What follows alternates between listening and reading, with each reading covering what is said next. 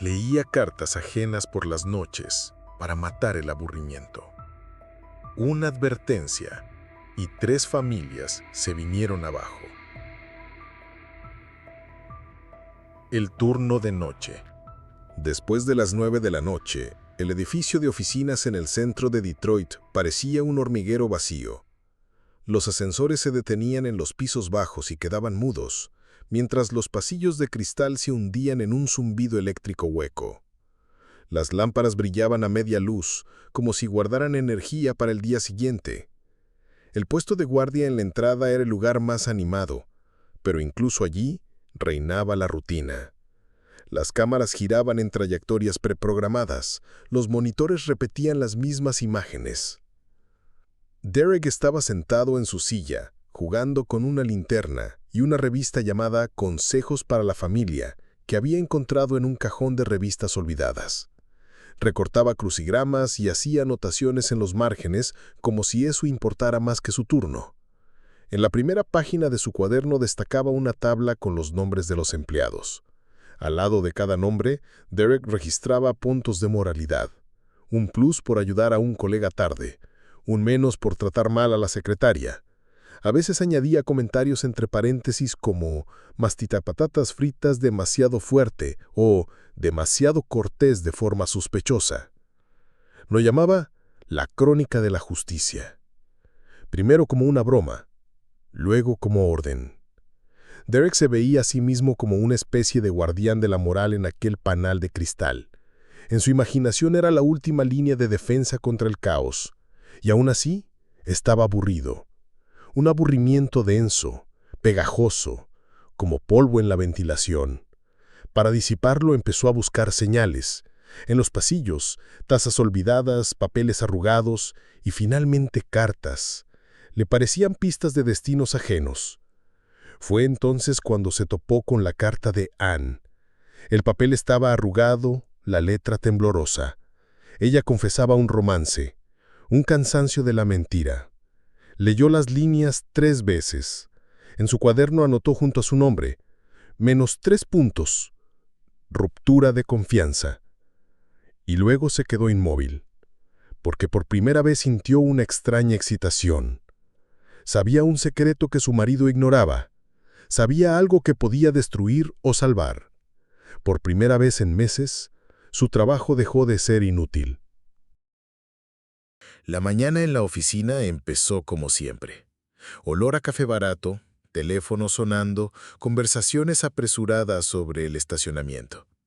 Los papeles volaban de mano en mano, las impresoras se atascaban. Alguien siempre dejaba caer los clips. Para los empleados era un día común. Para Derek, un día de triunfo.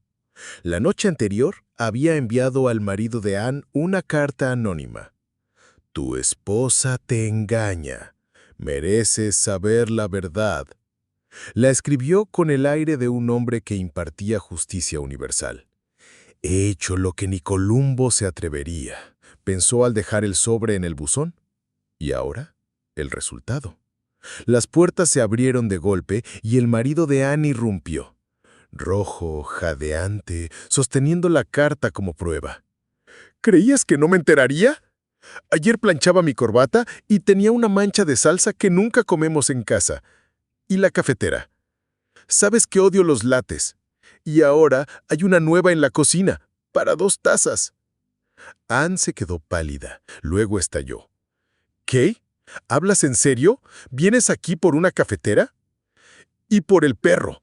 ¿Lo paseas cada vez más? ¿Con él? Es un perro. Necesita paseos. Ann casi gritada, pero sus palabras se ahogaban en el murmullo de la oficina. Los compañeros se amontonaban como espectadores en un teatro. Uno susurró. Pensé que ya lo sabía. Otro encogió los hombros. Bueno, una mancha en la corbata es grave. Derek observaba en su monitor, conteniendo la respiración. Se sentía como el director de un drama absurdo. Le fascinaba cómo cosas banales, una cafetera, un perro, una salsa, se convertían en armas. Ann intentaba apartar a su marido, pero él seguía lanzando reproches domésticos. La oficina zumbaba de murmullos y risitas incómodas. Derek se recostó en su silla. En su cuaderno, junto al nombre de Anne, apareció una nueva nota. -2 puntos. Cafetera. Sentía orgullo. Su justicia funcionaba. Y quizás esto apenas comenzaba. Después del escándalo de Anne, la oficina parecía un hormiguero golpeado con una piedra. Cada movimiento era cauteloso, cada palabra cargada de sospecha. La gente ya no se miraba a los ojos. Donde antes se hablaba de informes y descuentos del supermercado, ahora corrían susurros sobre traidores. Derek contemplaba esa obra con deleite. Esa noche volvió a recorrer los pisos y encontró nuevos trofeos. En el escritorio del gerente había una carpeta con papeles médicos. Derek la hojeó y sonrió. El dinero no era para una deuda, como todos creían, sino para una operación de un hámster llamado Sargento Peludito. Por la mañana, una copia del documento apareció casualmente en la nevera al lado de una bolsa de leche. Cuando los colegas abrieron la puerta, el papel cayó al suelo, desatando conjeturas y comentarios maliciosos. La secretaria también cayó en la mira. En su cajón, Derek halló un grueso cuaderno rosa titulado Jinete de Pasión, una novela romántica secreta, llena de diálogos ingenuos y descripciones. Derek arrancó cuidadosamente una página y la pegó con chicle en el tablón de anuncios. Al amanecer, toda la oficina discutía. ¿Parodia o secreto de alguien? La secretaria se puso pálida y evitó miradas todo el día. Las charlas junto al dispensador de agua se convirtieron en circo. «Oye, esto es claramente una conspiración. ¿Y si las cámaras nos vigilan?», susurró uno. «Vamos, ¿quién espiaría nuestros sándwiches?», respondió otro removiendo azúcar nervioso. «¿Y si son los de contabilidad? Ellos lo saben todo». «Oh, ¿y si la nevera espía?». Las risas sonaban tensas, con miedo bajo cada palabra. Derek escribía en su cuaderno con pulcritud: secretaria, -1 por mala escritura. Gerente, más por cuidar del hámster, menos por ocultarlo. Se sentía menos guardia y más juez, que repartía notas en un espectáculo extraño. Y cuanto más absurdo era el caos, más convencido estaba. Él sostenía los hilos. A mitad de semana la oficina era puro teatro de paranoia. Cada paso iba seguido de una mirada lateral. Cada susurro parecía un delator. Fue entonces cuando apareció un nuevo personaje, el consultor de seguridad. Un hombre bajo, con chaqueta gris, maletín, siempre masticando largas barritas de regaliz. Masticaba tan fuerte que tapaba incluso los teléfonos. Las envolturas pegajosas quedaban en reposabrazos, carpetas, en el dispensador de agua. Al principio lo tomaron por un burócrata más, pero pronto quedó claro. Hacía demasiadas preguntas. Y eran extrañas. Díganme, ¿quién suele quedarse más tarde en la oficina? ¿Creen que las plantas sienten dolor cuando las riegan con agua fría? ¿Tienen escritores secretos aquí? ¿Novelistas, quizá? La gente respondía incómoda, luego repetía las charlas, alimentando la tensión. Derek se reía desde sus monitores. Le parecía una caricatura, un tipo bajito con dedos pegajosos y preguntas ridículas, fingiendo investigar. Estaba seguro de engañarlo fácilmente, pero justamente el ridículo lo hacía eficaz. Mientras los empleados se rompían la cabeza, él recogía datos y cruzaba detalles. En sus rondas, Derek lo veía cada vez más cerca, en el ascensor, en el pasillo, en la garita. El mismo masticar de regaliz, la misma sonrisa cortés, otra pregunta fuera de lugar. ¿Y usted, señor guardia, no cree que tiene demasiadas llaves? Deben sentirse solas. Derek respondía con monosílabos, pero la inquietud crecía. Por primera vez sentía que el vigilante se había vuelto vigilado. Aunque lo despreciaba como absurdo, algo dentro le susurraba: la caza había comenzado. Derek ya no miraba las cámaras con entusiasmo. Cada lente le parecía un ojo sobre él. Sentía el aliento del detective aun cuando mascaba regaliz en otro piso. Una idea se gestaba. Era hora de irse. Una noche llegó con una bolsa deportiva grande.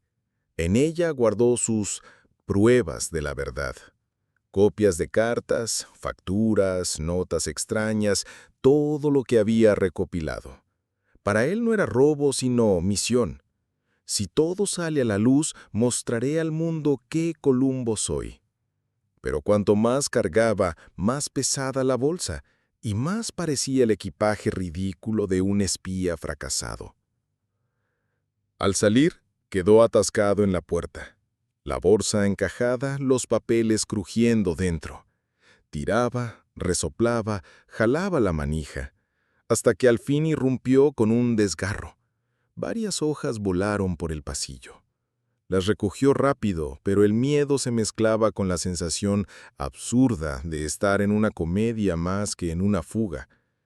En el vestíbulo se detuvo frente a la máquina de refrescos. La bolsa tiraba de sus brazos. La garganta seca lo venció. Introdujo un billete, se atascó. Pateó la máquina y de golpe papeles salieron de la bolsa y quedaron visibles en la ventana transparente. Entre las latas de cola se veían las cartas de Anne y páginas de Jinete de Pasión. Entonces, oyó el masticar de regaliz detrás. «Bueno, señor guardia», dijo el detective, como saludando a un viejo amigo. «¿Se decidió por un tentepié?» Derek se giró, intentando tapar la máquina, pero era tarde. 2 guardias diurnos ya estaban allí. Levantaron la bolsa con calma. Los papeles cayeron al suelo como confeti tras una mala fiesta. El arresto fue seco, rutinario. Sin persecución, sin drama. Solo una escena ridícula con un caramelo y una pila pegajosa de papeles en el suelo. Derek sintió un sabor metálico en la boca. Ese fue su sabor de libertad. La sala del tribunal era tan gris como el resto de Detroit. Paredes agrietadas, olor a papel viejo y a café rancio. Derek estaba encogido en la celda de los acusados, como si quisiera desaparecer dentro de su chaqueta. El fiscal se levantó y enumeró los cargos con voz plana, como leyendo una lista de compras. El acusado es responsable de acceso ilegal a información personal, robo de documentos, violación de la privacidad. Pasó una hoja y, sin pestañear, añadió. Y también de sustraer una nota médica sobre una visita dental de un hámster llamado Sargento Peludito. La sala se agitó. Alguien tosió, alguien rió. El fiscal se acomodó las gafas y siguió como si nada. Además, el acusado colocó un texto romántico titulado Jinete de Pasión en la oficina, violando así la etiqueta corporativa. La secretaria en la esquina se tapó la cara. Cuando llegó el turno de Anne, se levantó y habló con voz cansada y plana. «Estoy pidiendo el divorcio. La alfombra del pasillo también está vieja. Creo que es hora de cambiarla. Y ya no quiero dar más explicaciones sobre la cafetera». Encogió los hombros y se sentó. Derek escuchaba, confundido. ¿Era un juicio o una farsa? Su lucha por la verdad se había reducido a un desfile de detalles absurdos, más ruidosos que los delitos. El juez suspiró. «Condena, varios años de prisión». Luego, más bajo. «Y que alguien le compre a la señora Anne una alfombra nueva». Cuando los guardias llevaron a Derek fuera, reinaba un silencio extraño. Nadie sabía si reír o entristecerse. Varias familias rotas, la empresa en ruinas, pero el final parecía una mala comedia. Con esposas en las muñecas, Derek pensó.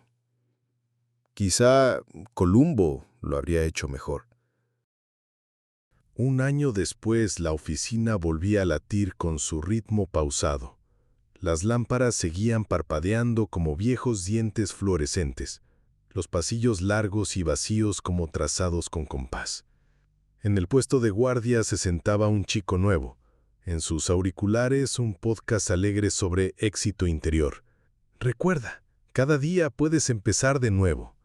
Mascaba chicle y miraba los monitores con desgana, como si cambiara canales en la tele. Las cámaras mostraban gente en el dispensador discutiendo sobre descuentos de pizza y a un secretario intentando reparar con cinta un agujero en la silla. La silla del guardia era la misma, respaldo hundido, reposabrazos pelado. Pero ahora era solo un mueble.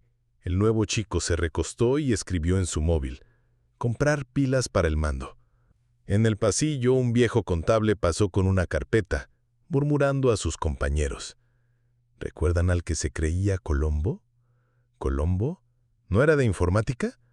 Quizá un becario, encogió los hombros otro.